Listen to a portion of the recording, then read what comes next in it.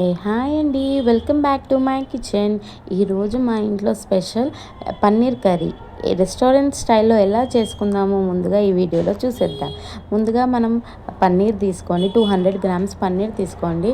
దాన్ని ఇలా చిన్న చిన్నగా పీసెస్లో కట్ చేయండి. మనకి ఏ విధంగా కావాలంటే ఆ విధంగా చాప్ చేసేసుకోండి చిన్న చిన్నగా.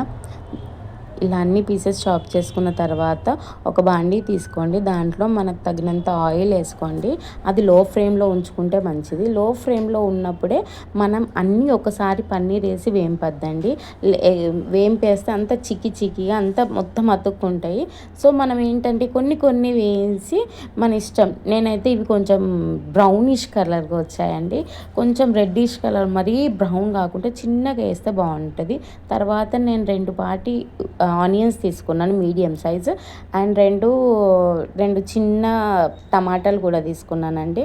ఆ టమాటాలు తీసుకొని మనం మంచిగా అదే ఆయిల్లో వేయించండి. ఇలా మంచిగా వేయించేసేయండి. కొంచెం మగ్గిన తర్వాత ఒక బాండీ తీసుకోండి, గ్రైండర్.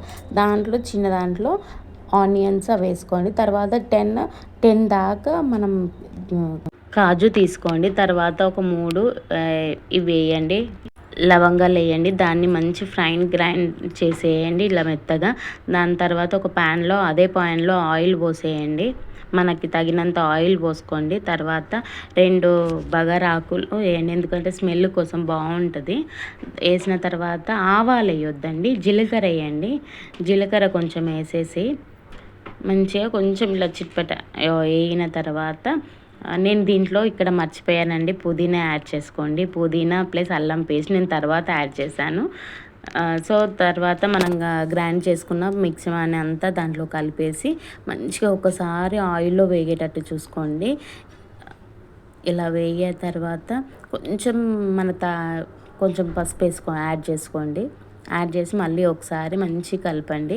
దాని తర్వాత మనకి కారం మనకి టేస్ట్ని తగ్గట్టు మనం కారం వేసుకోండి. దాని తర్వాత కొంచెం మన టేస్ట్ని బట్టి ఉప్పు కూడా యాడ్ చేసేసుకోండి.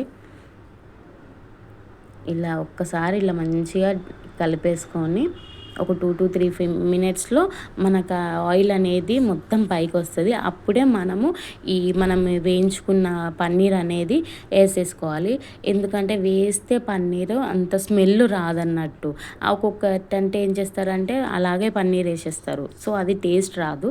సో ఇలా ఒక్కసారి ట్రై చేసి చూడండి, చాలా టేస్ట్ వస్తుంది. మళ్ళీ ఆయిల్ పైకి వచ్చిన తర్వాత మనము మిగిలిన వాటర్ అనేది అంతా దాంట్లో యాడ్ చేసుకొని మనకి ఏ మిశ్రమంలో కావాలో అంత తగినంత వాటర్ పోసుకోండి. దాని తర్వాత కొంచెం మరిగిన తర్వాత ధనియాల పొడి వేసుకోండి.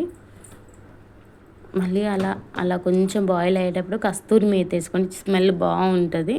కస్తూరి మేతి వేసుకొని ఒక 2 to 3 మినిట్స్ అలాగనే మంచిగా ఉడికించిన తర్వాత మనం కొత్తిమీర కూడా యాడ్ చేసేసుకోండి. మనకి ఎంత ఉందో, నా దగ్గర ప్రస్తుతం అంతే ఉంది, సో నేను అంతే యాడ్ చేశాను. అలా కొత్తిమీర కూడా యాడ్ చేసుకొని మంచి బాయిల్ అవ్వగానే మంచిగా ఉడికే వరకు ఒక 2 to 3 మినిట్స్ అలానే ఉంచేసి ఒక 2-3 మినిట్స్ మూత పెట్టేయండి. తర్వాత ఇది చూడండి ఎంత టేస్టీగా ఉన్నదో, హోటల్ స్టైల్లో పన్నీర్ బిర్యానీ.